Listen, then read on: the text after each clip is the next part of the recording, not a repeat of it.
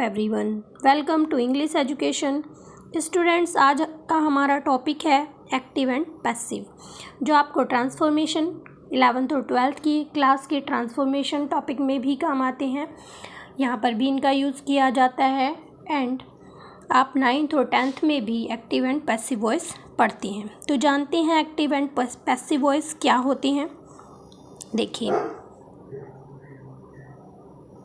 Active voice, इसमें क्रिया द्वारा कर्ता को प्रधानता दी जाती है, यानी कि क्रिया द्वारा जो सब्जेक्ट है उसको प्रधानता दी जाती है, या हम इस तरह से भी कह सकते हैं इसमें सब्जेक्ट स्वयं कार्य करता है। ठीक है। और पैसिव वॉइस क्या होता है, इसमें क्रिया द्वारा ऑब्जेक्ट को यानी कि क्रम को प्रधानता दी जाती है, इसमें सब्जेक्ट स्वयं कार्य नहीं करता है। तो ये दोनों की पहचान है, ये आपका एक्टिव वॉइस है और ये पैसिव वॉइस है। इसमें कहा गया है कि पैसिव वॉइस केवल उन्हीं वाक्यों की बनती है जिनमें ऑब्जेक्ट दिया रहता है, यानी कि जिन सेंटेंस में ऑब्जेक्ट नहीं होता है उनकी पैसिव वॉइस नहीं बनाई जाती है। तो पढ़ लेते हैं, देखते हैं कि किस तरह से इन्हें चेंज किया जाता है। यहाँ पर कुछ एग्जाम्पल्स हैं। Active voice, Sophia writes a letter. तो यहाँ पर जो आपका सब्जेक्ट है, जैसा कि नीचे बताया अभी कि एक्टिव वॉइस में क्या होगा, जो सब्जेक्ट है उसको प्रधानता दी जाएगी। तो Sophia writes a letter, Sophia एक पत्र लिखती है। और पैसिव वॉइस में बताया है कि जो आपका ऑब्जेक्ट है उसको प्रधानता दी जाती है। तो ए लेटर क्या है, हमारा ऑब्जेक्ट है। तो a object is written by Sophia. अब यहाँ पर टेंस को किस तरह से चेंज किया जाता है वो एक टेबल दिखा दी जाएगी, बता दी जाएगी यहाँ पर, उसे आप देख लेंगे, चाहे तो आप उसे नोट भी कर सकते हैं।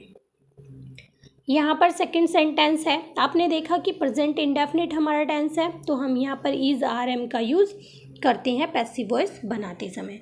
एक बात का हमेशा ध्यान रखेंगे कि हमारी कोई सी भी हेल्पिंग वर्ब हो, is are am has have, हमें वर्ब की थर्ड फॉर्म का ही यूज़ पैसिव वॉइस में करना होता है। अब यहाँ पर देख लेते हैं, ही प्लेड हॉकी। अब सेंटेंस में हमने वर्ब को देखा, तो वर्ब की सेकंड फॉर्म लगी है, यानी कि पास्ट इंडेफिनिट हमारा टेंस है। तो हॉकी क्या है, हमारा ऑब्जेक्ट है, उसे हम स्टार्टिंग में लिखते हैं। यहाँ पर सब्जेक्ट और ऑब्जेक्ट की पोजीशन चेंज हो जाती है। Hockey was played by him, यानी कि पास्ट है तो हम वाज का यूज़ करेंगे।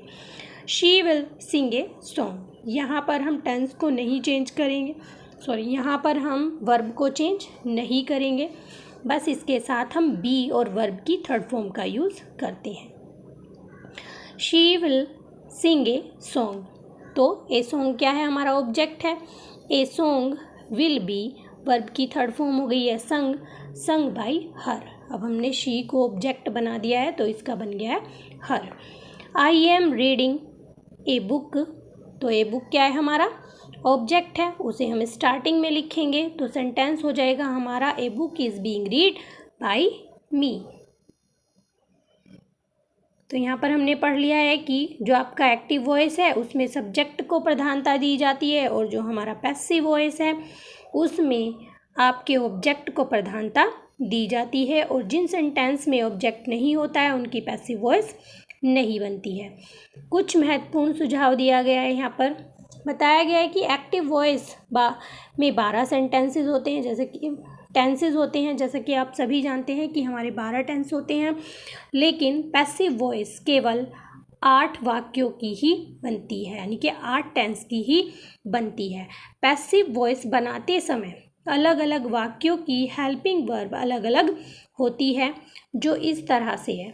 यहाँ पर एक टेबल दी गई है, देखिए, अगर हमारा प्रेजेंट इंडेफिनिट है किसमें, एक्टिव वॉइस में, तो जब हम उसे पैसिव वॉइस बनाते हैं तो हम उसे इज़ आर एम में चेंज करते हैं अकॉर्डिंग टू सब्जेक्ट, यानी कि ऑब्जेक्ट जो हमारा सब्जेक्ट बनकर आता है उसके अकॉर्डिंग हम इज़ आर एम का यूज़ करते हैं, प्लस वर्ब की थर्ड फॉर्म लगाते हैं। अगर हमारा active voice sentence past indefinite में है तो हम उसमें वाज वर्ब का यूज़ करते हैं और वर्ब की थर्ड फॉर्म। अगर टेंस हमारा फ्यूचर इंडेफिनिट है तो हम यहाँ पर विल बी और शैल बी का यूज़ करते हैं, जैसे कि सेंटेंस में विल और शैल का यूज़ होगा उसी तरह हम विल और शैल का यूज़ करेंगे। अगर हमारा ऑब्जेक्ट चेंज होकर सब्जेक्ट बन रहा है, उसी के अकॉर्डिंग हम विल और शैल का यूज़ करेंगे और उसके साथ बी लगाएंगे और वर्ब की थर्ड फॉर्म। अगर टेंस हमारा प्रेजेंट कॉन्टिन्यूअस है तो हम इज आर एम के साथ बीइंग लगा देते हैं और वर्ब की थर्ड फॉर्म कर देते हैं। पास्ट कॉन्टिन्यूअस है तो हम वाज और वर प्लस बीइंग और वर्ब की थर्ड फॉर्म। अगर हमारा टेंस पास्ट परफेक्ट है तो उसमें ऑलरेडी हमारी वर्ब की थर्ड फॉर्म का यूज़ होता है, तो वहाँ पर हम हैज़ बीन और हैव बीन का यूज़ करते हैं। पास्ट परफेक्ट टेंस में हम हैड का यूज़ करते हैं, यहाँ पर भी हम हैड का यूज़ करते हैं, बस इसके साथ हमें बीन लगाना होता है। Future perfect tense will have been और शैल हैव बीन का यूज़ हम करते हैं। आगे बताया गया है कि ये जो नीचे टेंसेस दिए गए हैं इनकी पैसिव वॉइस नहीं बनती है, यानी कि future continuous, present perfect continuous, past perfect continuous और फ्यूचर परफेक्ट कॉन्टिन्यूअस की पैसिव वॉइस नहीं बनती है। एक्टिव वॉइस से पैसिव वॉइस बनाने के रूल्स क्या हैं वो पढ़ लेते हैं। यहाँ पर अभी आपको बताया गया है कि आपके जो 8 टेंस होते हैं उनकी एक्टिव से पैसिव वॉइस मतलब एक्टिव को पैसिव वॉइस में बदलने का केवल एक ही नियम है जो सब प्रकार के टेंस में लागू होता है। देखिए क्या रूल है यहाँ पर, ऑब्जेक्ट को सब्जेक्ट बना देते हैं, ठीक, फिर हम हेल्पिंग वर्ब लगाते हैं, फिर वर्ब की थर्ड फॉर्म, हमेशा हम वर्ब की थर्ड फॉर्म का ही यूज़ करते हैं, फिर यूज़ करते हैं हम बाई का और फिर सब्जेक्ट को ऑब्जेक्ट बना देते हैं।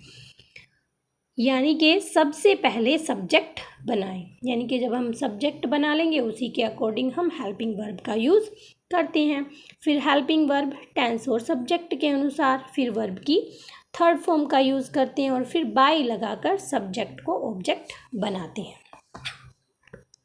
बहुत ही आसान सा प्रोसीजर है, एक बार फिर से समझ लो। यहाँ पर पहले हम ऑब्जेक्ट और सब्जेक्ट को इंटरचेंज करते हैं, फिर हम हेल्पिंग वर्ब का यूज़ करते हैं, वर्ब की थर्ड फॉर्म बाय और सब्जेक्ट ऑब्जेक्ट को वापस चेंज कर देते हैं। ठीक है, सबसे पहले हमें सब्जेक्ट बनाना होता है, फिर हम हेल्पिंग वर्ब टेंस और सब्जेक्ट के अनुसार लिखते हैं। वर्ब की थर्ड फॉर्म का यूज़ यहाँ पर किया जाता है, बाय लगाकर सब्जेक्ट को ऑब्जेक्ट बनाते हैं। अब यहाँ पर बताया गया है कि सब्जेक्ट व ऑब्जेक्ट का आपस में किस तरह से परिवर्तन किया जाता है। अगर आपका सब्जेक्ट आई है तो हम उसे ऑब्जेक्ट मी बना देते हैं, वी है तो इसको हम अस में चेंज कर देते हैं, यू को यू ही रहने देते हैं, ही को हिम में चेंज कर देते हैं और शी को हर में चेंज कर देते हैं, दे को दैम में चेंज कर देते हैं। जब हम सब्जेक्ट से ऑब्जेक्ट में चेंज करते हैं, जब हम ऑब्जेक्ट से वापस चेंज करते हैं तो हम यही वर्ड यहाँ पर यूज़ करते हैं। रूल नंबर 2, जब कोई वाक्य हु से शुरू हो तो उसकी रचना पैसिव वॉइस में इस तरह से होगी। बाय हुम में हम हु को चेंज कर देते हैं। अब क्वेश्चन है तो उसके बाद हम हेल्पिंग वर्ब लिखते हैं, फिर ऑब्जेक्ट को सब्जेक्ट और वर्ब की थर्ड फॉर्म का यूज़ करते हैं। कुछ एग्जांपल्स नीचे दिए गए हैं, उनके माध्यम से समझ लेते हैं। हमारा सेंटेंस है हु रोट दिस ड्रामा। सबसे पहले हमने देखा वो तो लगा ही हुआ है, यहाँ पर हमारा कौन सा टेंस है, हमने देखा कि टेंस हमारा पास्ट इंडेफिनिट है और क्वेश्चन मार्क लगा है लास्ट में, तो हु को हम चेंज कर देते हैं बाय हुम में, इसकी पोजीशन यहीं पर ही रहेगी। फिर लगाते हैं हम हेल्पिंग वर्ब, जैसा कि आपको ऊपर बताया गया है, पास्ट इंडेफिनिट है तो हम उसे वाज में चेंज करेंगे। फिर हम दिस ड्रामा और फिर लिखते हैं हम वर्ब की थर्ड फॉर्म। तो इस तरह से आपका सेंटेंस बन जाता है। सेकेंड सेंटेंस है who will sing a song, तो by whom will a song be sung, क्योंकि विल के साथ हम करते हैं यूज बी का।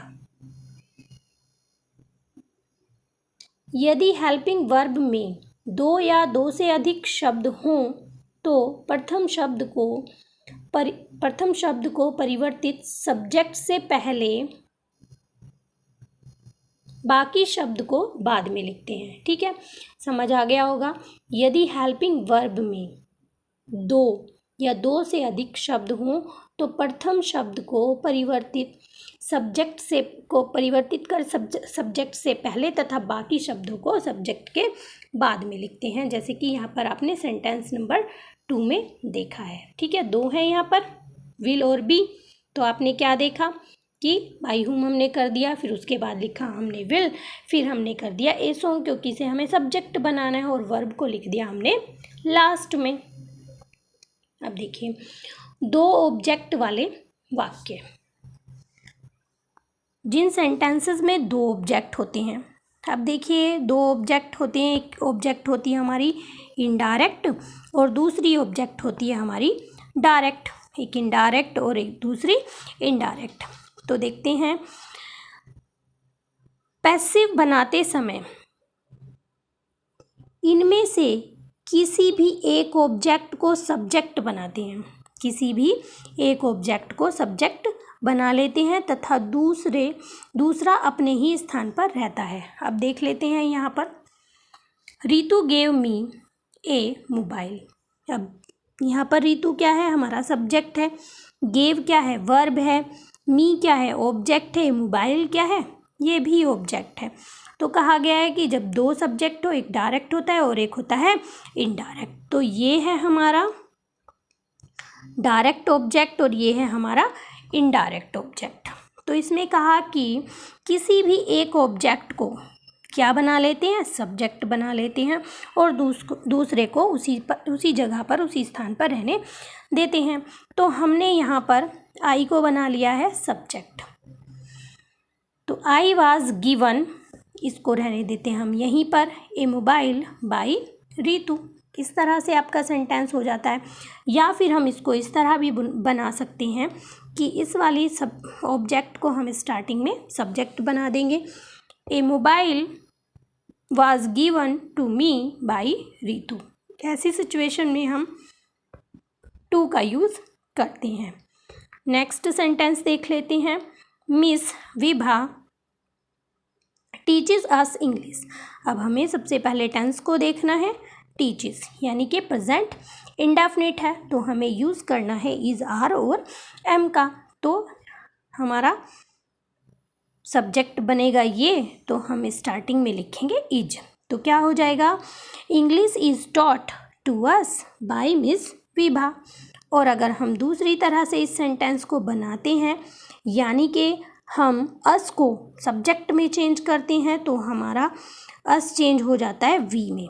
तब जब हमारा सब्जेक्ट बन गया वी प्लूरल, तो हमारी वर्ब भी यहाँ पर प्लूरल ही आएगी। तो सेंटेंस बन जाएगा इस तरह से, we are taught English by miss Vibha. आगे, who taught you grammar yesterday. तो हु आ रहा है स्टार्टिंग में, हमें यूज़ करना है यहाँ पर बाई हुम का। फिर आएगी हमारी हेल्पिंग वर्ब, बाई हुम were you taught grammar yesterday. बाकी हमने चेंज नहीं किए हैं। और लास्ट में लगा दिया है क्वेश्चन मार्क। या हम इस तरह से भी इसको बना सकते हैं, हमारे पास दो ऑब्जेक्ट हैं, by whom was grammar taught to you yesterday. तो अगर हमारे सेंटेंस में दो ऑब्जेक्ट आ जाते हैं, तो इस तरह से हम उनका यूज़ करते हैं, एक को सब्जेक्ट बना देते हैं और दूसरे को वहीं पर रहने देते हैं। अब यहाँ बताया गया है कि सेंटेंस नंबर 1 में मी तथा मोबाइल दो ऑब्जेक्ट हैं। सेंटेंस नंबर 2 में अस और इंग्लिश ये दो ऑब्जेक्ट हैं। सेंटेंस नंबर 3 में यू एंड ग्रामर दो ऑब्जेक्ट हैं। तो आपने देखा कि किस तरह से इन्हें हमने चेंज किया है।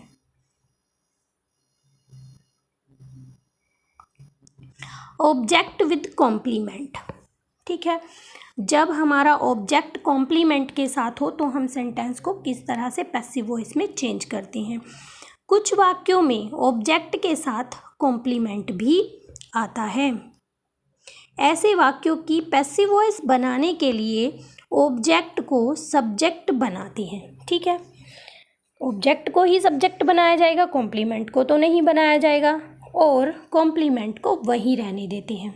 देखिए यहाँ पर हमारा एक्टिव वॉइस सेंटेंस है, दे इलेक्टेड हिम दियर लीडर। तो हमने यहाँ पर देखा, दे क्या है, हमारा सब्जेक्ट है, इलेक्टेड क्या है, वर्ब है, हिम क्या है, ऑब्जेक्ट है, और दियर लीडर क्या है, कॉम्प्लीमेंट है। ठीक, तो कॉम्प्लीमेंट को हम वहीं पर रहने देते हैं, और सेंटेंस किस तरह से बन जाएगा, हिम जो हमारा ऑब्जेक्ट है, जब हम उसे सब्जेक्ट बनाएंगे तो वो चेंज हो जाएगा ही में। अब हमने देखा सेकेंडली कि जो हमारा टेंस है वो पास्ट इंडेफिनिट है, तो यहाँ पर यूज़ करेंगे हम वाज का। फिर वर्ब की थर्ड फॉर्म, अब इसको हम यही रहने देते हैं और उसके बाद लिख देते हैं बाय देम। देखिए एक्टिव वॉइस में जो ऊपर सेंटेंस दिया गया है इसकी बात की जा रही है। एक्टिव वॉइस में हिम ऑब्जेक्ट है, दियर लीडर उसका कॉम्प्लीमेंट है। तो कभी कभी तो इस तरह से हम इस सेंटेंस को बना देते हैं। आगे कहा गया है कभी कभी पैसिव वॉइस में कार्य करने वाले अर्थात डोर का प्रयोग नहीं होता है, क्योंकि वह कोई विशेष महत्व नहीं रखता है। आप लगाते हैं तो भी गलत नहीं है, लेकिन कभी कभी हम इनका यूज़ ना भी करें तो इनसे कोई फ़र्क नहीं पड़ता है। देखिए किस तरह से सेंटेंस बनते हैं। एक्टिव वॉइस हमारा सेंटेंस है, people speak English all over the world. ठीक है, तो यहाँ पर पीपल क्या है, हमारा सब्जेक्ट है, यानी कि कार्य करने वाला है, और यही बात कही जा रही है कार्य करने वाले का प्रयोग नहीं भी हो तो कोई फ़र्क नहीं पड़ता, क्योंकि इसका कोई विशेष महत्व नहीं होता है। अब हमने देखा कि स्पीक क्या है, वर्ब है, और इंग्लिश क्या है, हमारा ऑब्जेक्ट है। तो हम ऑब्जेक्ट को सबसे स्टार्टिंग में ले जाएंगे तो हो जाएगा इंग्लिश। हमने टेंस देखा कि प्रेजेंट इंडेफिनिट है, तो हमने यूज़ किया इज़ का। English is spoken all over the world, हमने यहाँ पर पीपल को रिमूव कर दिया है, तो इससे कोई इफेक्ट आपके सेंटेंस पर नहीं होता है। सेकंड सेंटेंस है, someone has stolen my mobile, someone has stolen my phone. तो माई फ़ोन क्या है, ऑब्जेक्ट है, my phone has been stolen by someone. अगर आप लिख देते हैं आपका सेंटेंस सही है, अगर आप नहीं लिखते हैं तो भी आपका सेंटेंस गलत नहीं होता है। यदि कोई एक्टिव वॉइस का वाक्य व्हाट से शुरू हो तो पैसिव वॉइस बनाते समय भी व्हाट ही सब्जेक्ट बनेगा तथा इसके साथ हमेशा सिंगुलर वर्ब आएगी। हमेशा याद रखेंगे कि यदि हमारा सेंटेंस व्हाट से स्टार्ट हो रहा है तो पैसिव वॉइस भी हमारी व्हाट से ही शुरू होगी, और उसका मतलब सब्जेक्ट जो है व्हाट ही बनेगा, और इसके साथ सिंगुलर वर्ब का यूज़ होता है। देखिए example, what are you doing, तो सेंटेंस बन जाता है what is being done by you, इस तरह से। अब आपको बताया गया है कि आपके 8 टेंस ऐसे हैं जिन्हें हम पैसिव वॉइस में चेंज करते हैं, और 4 ऐसे हैं जिन्हें हम पैसिव वॉइस में चेंज नहीं करते हैं। अगर आपने टेंस नहीं पढ़े हैं तो टेंस की वीडियोस का लिंक आपको डिस्क्रिप्शन बॉक्स में मिल जाएगा, पूरी प्लेलिस्ट का लिंक मिलेगा, वहाँ से आप उन टेंसेस को पढ़ सकते हैं और समझ सकते हैं, क्योंकि जब तक आपको टेंस समझ में नहीं आएंगे आप एक्टिव पैसिव वॉइस नहीं कर पाएंगे। आई होप आपको टॉपिक क्लियर हो रहा होगा। तो देखते हैं प्रेजेंट इंडेफिनिट टेंस को, यानी कि सिंपल प्रेजेंट टेंस को। सेंटेंस फर्स्ट सेंटेंस है जो एक्टिव वॉइस है, the Hunter kills A tiger. हमने देखा कि वर्ब के साथ क्या लगा हुआ है, एस लगा हुआ है, तो टेंस बन गया हमारा प्रेजेंट इंडेफिनिट। जब हम प्रेजेंट इंडेफिनिट को पैसिव वॉइस में चेंज करेंगे तो हमें यूज़ करना है इज़, आर और एम का। ऊपर टेबल दी गई है, आप उसे रीड आउट कर लेंगे, आप लिखना चाहते हैं तो उसे लिख भी सकते हैं। जब हम उसे पैसिव वॉइस में चेंज करेंगे तो ये टाइगर क्या है, हमारा ऑब्जेक्ट है। ठीक है, तो ऑब्जेक्ट को स्टार्टिंग में ले आएंगे, अब सिंगुलर है तो यूज़ होगा यहाँ पर इज़ का। Is killed by the Hunter, बाकी सारा रूल वैसे ही रहेगा। मिस चारू टीचेज मी साइंस। ठीक है, I am taught science by Miss Charu, या इस तरह से भी बना सकते हैं। वही सिचुएशन आ रही है, आपके पास दो ऑब्जेक्ट, एक डायरेक्ट और एक indirect. Science is taught to me by Miss Charu, इस तरह से हम इस सेंटेंस को बना सकते हैं। He does not learn Tamil these days, अब डज नॉट लगा है, प्रेजेंट इंडेफिनिट हमारा टेंस है। Tamil is not learned by him these days. Next sentence है do you like this picture, तो अगर हमारा इंट्रोगेटिव है सेंटेंस तो हम पैसिव वॉइस भी इंट्रोगेटिव सेंटेंस की ही बनाएंगे। तो डू को हमने चेंज कर दिया इज में, क्योंकि आगे क्या है, दिस पिक्चर है, यहाँ पर तो यू है इसलिए हमने डू का यूज़ किया है, प्लूरल वर्ब लगाई है। लेकिन दिस पिक्चर हो जाएगी हमारी सिंगुलर, तो इसलिए हम यूज़ करेंगे यहाँ पर इज का। Is this picture liked by you, और लास्ट में लगा दिया है question mark. Who teaches you Hindi, तो बाय हुम आर यू टॉट हिंदी, या फिर हम इस तरह से भी इसे बना सकते हैं, by whom is Hindi taught to you. यहाँ पर इसका रूल है, हेल्पिंग वर्ब आएगी इज, एम, आर, इनका प्रयोग होगा और वो होगा सब्जेक्ट के अनुसार। सिंगुलर है तो इज, प्लूरल है तो आर, और आई है तो लगाते हम एम।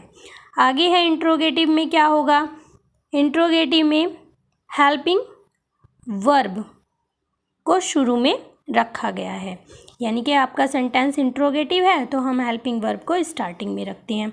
हु से आपका शुरू हो रहा है क्वेश्चन, तो बाय हुम से हम इसकी स्टार्टिंग रखते हैं, उसके बाद लिखते हैं हम हेल्पिंग वर्ब, और इस तरह से हम सेंटेंस को कंप्लीट करते हैं। यहाँ पर कुछ सेंटेंसेस दिए गए हैं, आप चाहते हैं तो ये सेंटेंसेस आप कर सकते हैं। आपको कोई प्रॉब्लम है और कुछ टॉपिक समझ नहीं आ रहा है कोई, तो आप कमेंट बॉक्स में लिख सकते हैं। आई होप आपको टॉपिक क्लियर हो गया होगा। अगर आपको वीडियो पसंद आई है तो एक लाइक ज़रूर करें। चैनल पर अगर आप पहली बार आए हैं तो ऐसी ही कुछ और वीडियोस देखने के लिए चैनल को सब्सक्राइब करें। तो मिलते हैं अपने नेक्स्ट टॉपिक में, तब तक के लिए बाय बाय।